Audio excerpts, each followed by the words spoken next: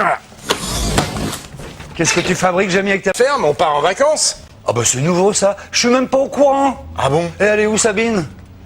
Je suis là, les garçons, gare de Lyon, je vous attends. Mais dépêchez-vous, qu'est-ce que vous fabriquez? Notre TGV va partir, il va pas vous attendre, hein.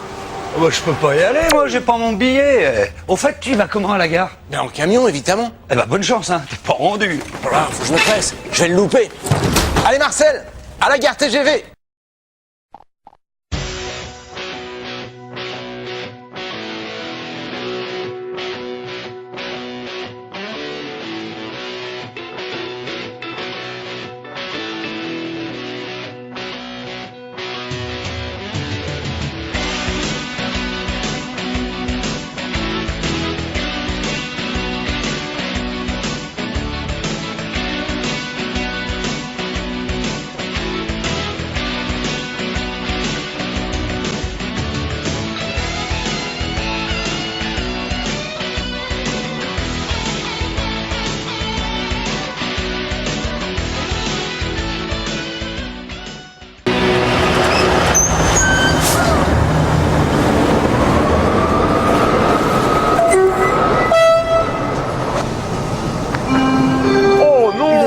Jamy a encore loupé son train.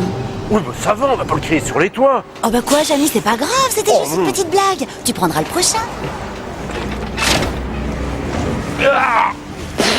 Oh là là, encore loupé mon train. Oh là là, Marcel, t'as bien travaillé. Je suis vraiment désolée, Jamy, hein. J'ai pas pu t'attendre. Tu sais ce que c'est, hein, l'heure, c'est l'heure. Oh là là, mais c'est toi qui conduis le TGV? Oh, fais attention quand même, hein. C'est drôlement puissant ces engins. Bah oui, je sais bien, Jamy. Le TGV peut rouler à 300 km/h. Résultat aujourd'hui, eh bien, un voyageur peut traverser toute la France, aller de Lille à Marseille, c'est-à-dire parcourir presque 1000 km en 4h30. Et ce n'est pas tout. Le TGV détient même le record du monde de vitesse sur rail, 515 km/h. Pas mal, hein? On frappe. Oh bah je vais aller voir. Hein? Mais ça va pas, Sabine. Faut pas aller voir. Faut pas ouvrir, c'est dangereux. Sabine! Pas de panique, Jamy. C'est une cabine de simulation. C'est mon instructeur qui me demande de sortir. Bon alors Daniel, dis-moi, comment devient-on réellement conducteur de TGV? Il faut avoir conduit au moins pendant 10 ans des trains classiques, ce qui permet d'acquérir une expérience de conduite de train et de vécu d'incident. Et puis ensuite, on suit une formation supplémentaire?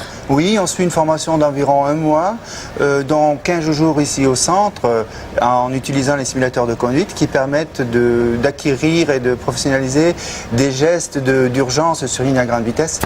C'est en 1972 qu'arrive le premier prototype de TGV. À l'époque, il est alimenté par un moteur diesel. Mais avec la crise pétrolière de 1973, les prix du baril flambent. Ils obligent les ingénieurs français à l'équiper en tout électrique et en 1981, la première ligne TGV est ouverte. 10 ans plus tard, le TGV pulvérise le record du monde de vitesse sur rail en atteignant les 515,3 km/h. Sortez le champagne! Un record que personne n'a encore réussi à égaler. Le TGV laisse ainsi loin derrière lui les autres trains grande vitesse comme le Shinkansen japonais ou l'ICE allemand. Une sacrée carte de visite qui permettra à ce fleuron de la technologie française d'être décliné en Eurostar et Thalys et de s'exporter en Corée et en Espagne. Olé Toro! Nous sommes maintenant à Châtillon, en banlieue parisienne, dans l'un des 5 ateliers de maintenance dédiés au TGV. Oui, pour des raisons de sécurité, les TGV doivent être révisés très régulièrement.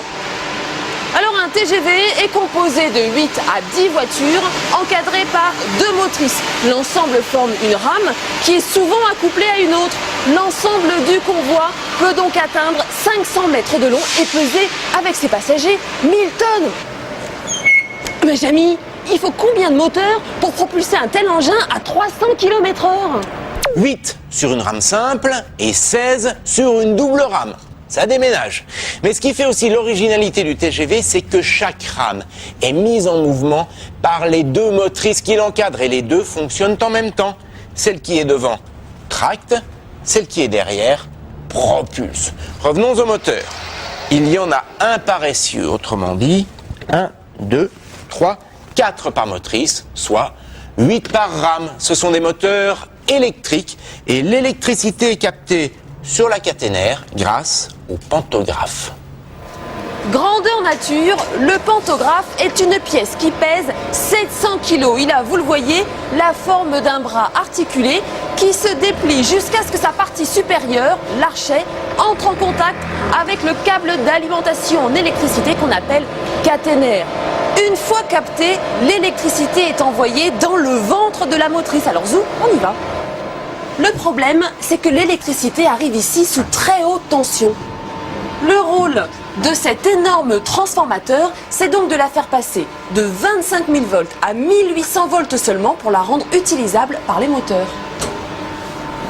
Et les moteurs sont situés non pas dans, mais sous la motrice. Regardez, en voilà un, pas bien gros, hein. Et pourtant, une fois alimenté en électricité, ce moteur entraîne un essieu qui, à son tour, fait tourner les roues. Et voilà comment avance un TGV.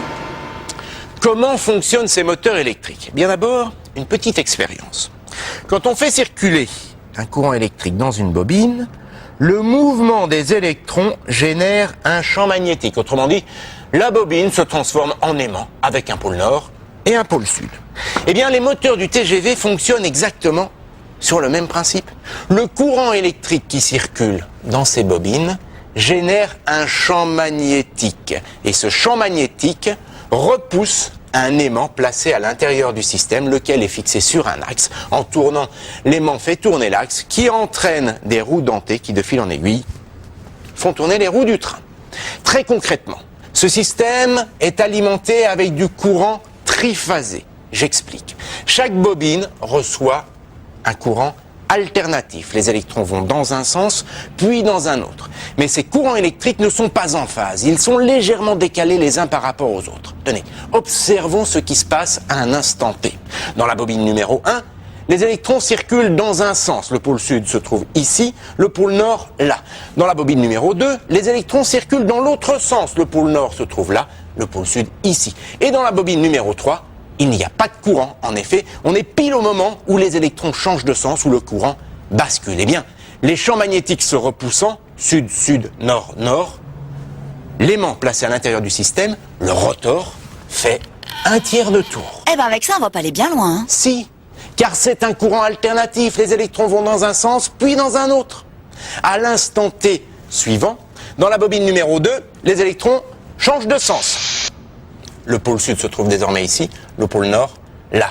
Dans la bobine numéro 3, là où il n'y avait pas de courant, désormais, il y en a un avec un pôle nord ici et un pôle sud là. Et enfin, dans la bobine numéro 1, eh bien désormais, il n'y a plus de courant. Les champs magnétiques se repoussant, le rotor fait à nouveau un tiers de tour, etc., etc. Et en tournant, le rotor entraîne l'axe qui entraîne les roues. Hé, n'essaye pas de nous embobiner, Jamy. Je viens d'apprendre qu'il n'y a pas d'aimant dans les moteurs TGV, mais des bobines. Bien sûr, mais ces bobines